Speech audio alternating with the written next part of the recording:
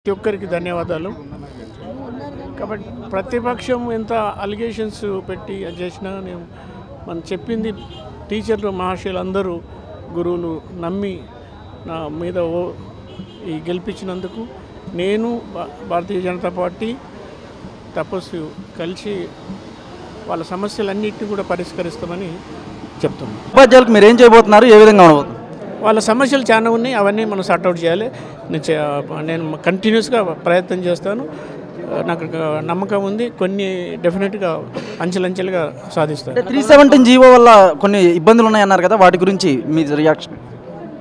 ఆ GO is very unfortunate, that is unwanted. It has to be scrapped immediately. ఈ ఎలక్షన్లో చాలామంది నన్ను నేను మన భారతీయ జనతా పార్టీ, మన మోడీ గారికి, నడ్డా గారికి, తర్వాత స్టేట్ ప్రెసిడెంట్ కిషన్ రెడ్డి గారికి, లక్ష్మణ్ గారికి, మన సంఘటన మంత్రి చంద్రశేఖర్ జీ గారికి, మన స్టేట్ ఎంపీస్కు, ఎమ్మెల్యేస్కు, డిస్ట్రిక్ట్ ప్రెసిడెంట్స్ అందరికీ, కార్యకర్తలు, మన బ్లాక్ ప్రెసిడెంట్స్ అందరూ కూడా నాకు కోఆపరేట్ చేసి ఫస్ట్ నాకు సీట్ ఇచ్చి నమ్మకం పెట్టినందుకు ధన్యవాదాలు. తర్వాత ఎలక్షన్ క్యాంపెయిన్లో కూడా అందరూ కోఆపరేట్ చేసి నాకు సహకరించిన ప్రతి కార్యకర్తకు నేను శిరస్సు వంచి నమస్కారం చేస్తున్నాను. తర్వాత నా మీద ఒక నిబంధన ఏంటంటే, ఒక కార్పొరేట్ వ్యక్తి టీచర్ కాదు, టీచర్ ఎట్లా గెలుస్తారు, ఎట్లా సీట్ ఇస్తారు అని అపోజిషన్ వాళ్ళు చాలా ప్రచారం చేశారు. ఆ ప్రచారాన్ని కూడా మనం చాలా కలిసి టీచర్ అందరికీ మీటింగ్స్లలో కన్విన్స్ చేశాం. ఏ విధంగా అంటే, కార్పొరేట్ అయినప్పటికీ, నేను కార్పొరేట్ కాదు ఫస్ట్, కార్పొరేట్ అయినప్పటికీ టీచర్స్ గురించి ఎడ్యుకేషన్ సెక్టర్లో 40 years నుంచి ఉన్నా కాబట్టి టీచర్ సమస్యలు తెలుసు, ఎడ్యుకేషన్ సెక్టర్ గురించి తెలుసు. కాబట్టి ఇప్పుడు మీరు ఎలక్ట్ చేసిన ముగ్గురు ఎమ్మెల్సీలు అందరూ కూడా గొప్ప నాయకులు, గొప్ప టీచర్లు. మరి వాళ్ళు మీకు ఏం చేశారు? లాస్ట్ 2 గవర్నమెంట్స్ మారిపోయినాయి, వాళ్ళు మీకు ఏం చేశారు? కాంగ్రెస్ గవర్నమెంట్ ఈ సమస్యలన్నిటినీ మేనిఫెస్టోలో పెట్టి గెలిచిన తర్వాత ఒక రోజులోనే మీకు అన్ని ప్రాబ్లమ్స్ సార్ట్అవుట్ చేస్తున్నారు, అది కూడా చేయలేదు. అక్కడ మీరు మోసపోయారు.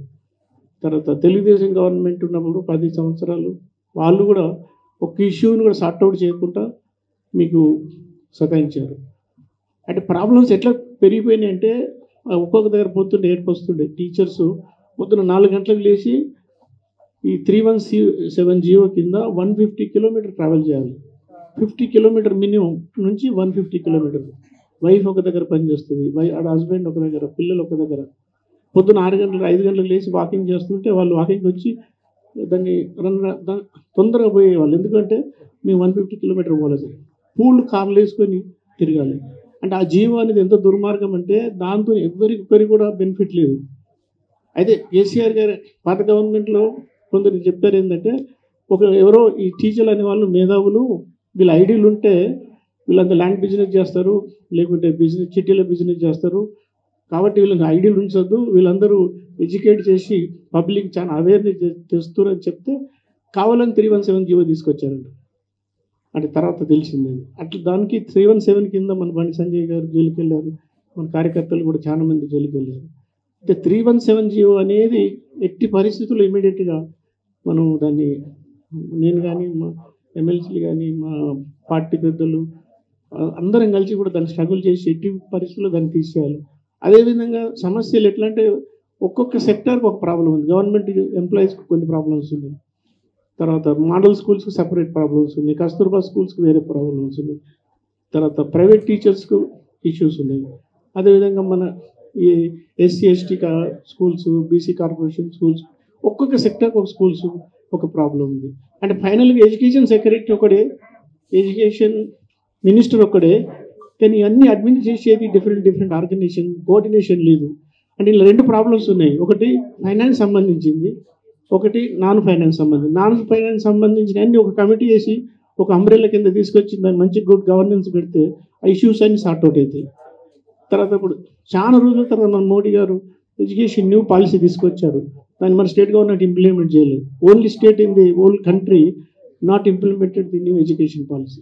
అదేవిధంగా మన ఇప్పుడు వాళ్ళు పెన్షన్ స్కీమ్ తీసేశారు. గవర్నమెంట్ ఇండియా పెన్షన్ స్కీమ్ తీసేలా ఉంచాలంటే వీళ్ళు తీసేయమని చెప్పారు. గవర్నమెంట్ ఏమంటే తీసేసింది. దాంతో ఆ పెన్షన్ స్కీమ్ కింద ప్రతి రిటైర్డ్ టీచర్ సఫర్ అవుతుంది. రిటైర్డ్ అయిన తర్వాత వాళ్ళకు లైఫ్ సెక్యూరిటీ లేదు. దాని మీద ప్రతి టీచరు ఎఫెక్ట్ అవుతుంది. అంటే ఒక్కొక్క సెక్టర్ ఇప్పుడు కస్తూర్బా టీచర్స్ ఉన్నారు. వాళ్ళకి పాపం కాంట్రాక్ట్ లేబర్ లాగా వాళ్ళంతా పీజీ ఎంఏ చేసి వాళ్ళందరూ కాంట్రాక్ట్ లేబర్ లాగా పనిచేస్తారు. వాళ్ళకి లంసమ్ శాలరీస్ 15 years అయిన తర్వాత కూడా వాళ్ళకి రెగ్యులరేషన్ లేదు. Salaries lump sum salaries.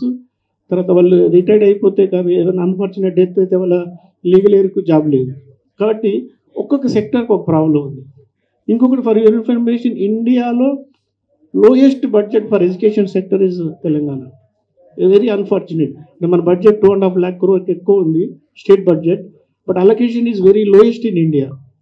అట్లా ఈ లాస్ట్ సక్సెసివ్ గవర్నమెంట్స్ ఎడ్యుకేషన్ సెక్టర్ను నెగ్లెక్ట్ చేసి రోజు వాళ్ళ ప్రాబ్లమ్స్ ఎక్కువ చేసి ఎక్కువ యూనియన్, అంటే రోజుకొక యూనియన్ వస్తుంది కొత్తది. ఒక ప్రాబ్లం మీద ఒక యూనియన్ స్టార్ట్ అయిపోయింది. అసోసియేషన్స్ 86 అసోసియేషన్స్ ఉన్నాయి. అంటే టీచర్ అనేవాడు వాడు ఫ్రీగా ఉండి క్లాసులు చెప్పే బదులు వాడు ఆయనకి రోజు ఈ ప్రాబ్లంతో సతమతవుతుంది. అది ఇప్పుడు పిల్లలకి క్లాసులు ఎట్లా చెప్తాడు? ఇప్పుడు మనం 2047లో మన ప్రైమ్ మినిస్టర్ గారి విజన్ ప్రకారం మనం number 1 in the world first position కొట్లాడుతున్నాం. అప్పుడు ఎడ్యుకేషన్ మంచిగా ఉండి మన పిల్లలు బాగుపడుతుంది, మన ఫ్యూచరు బాగుపడుతుంది. కాబట్టి టీచర్స్కి సమస్యలు ఉన్నాయి, మనందరం కలిసి కొట్లాడాలి. నేను కూడా ఫుల్ ఫ్లెడ్జ్గా సపోర్ట్ చేస్తున్నా. ఈ విజయం మా భారతీయ జనతా పార్టీకి తపస్సు నాకు సపోర్ట్ చేసిన దానికి ఈ విజయం అంతా మన టీచర్స్కే నేను డెడికేట్ చేస్తూ ఉన్నాను. వాళ్ళ ప్రాబ్లమ్స్ అన్నీ మనం సార్ట్ అవుట్ చేయాలి. ధన్యవాదాలు.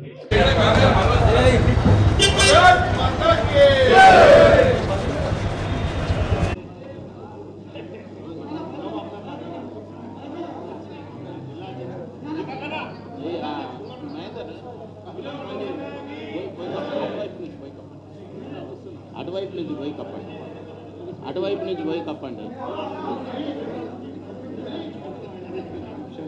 అదే